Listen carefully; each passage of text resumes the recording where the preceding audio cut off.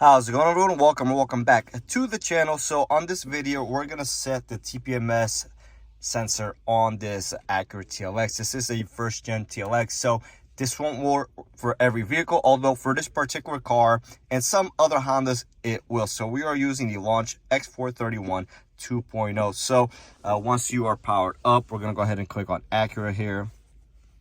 I'm gonna hit OK. Start letting the unit do its thing here.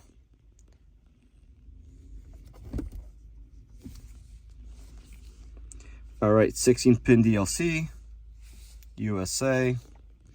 Now this is a body shop car. The only thing that was wrong with the sensor is the end of it was broken off, so we couldn't top off the tire pressure after swapping over rims. So we did need a new sensor, although the actual sensor was okay. So we're going to go into system selection here. We're going to scroll all the way up to TPMS system. So right here. Okay. Now we are going to clear all fault codes. All right. Now we are going to, I believe it's under special function. Let's go ahead and here. Sensor ID learning. Yes, okay. Yes. All right, yes. Okay. Now we are going to hit OK here. So not tested. So this is going to test all the sensors here now.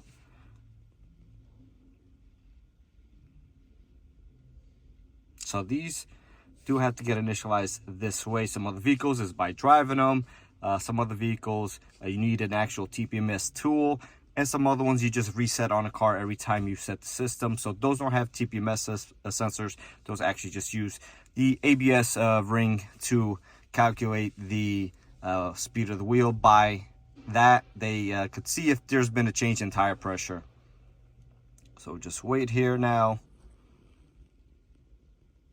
All right, so as we can see here, completed. Everything is good here.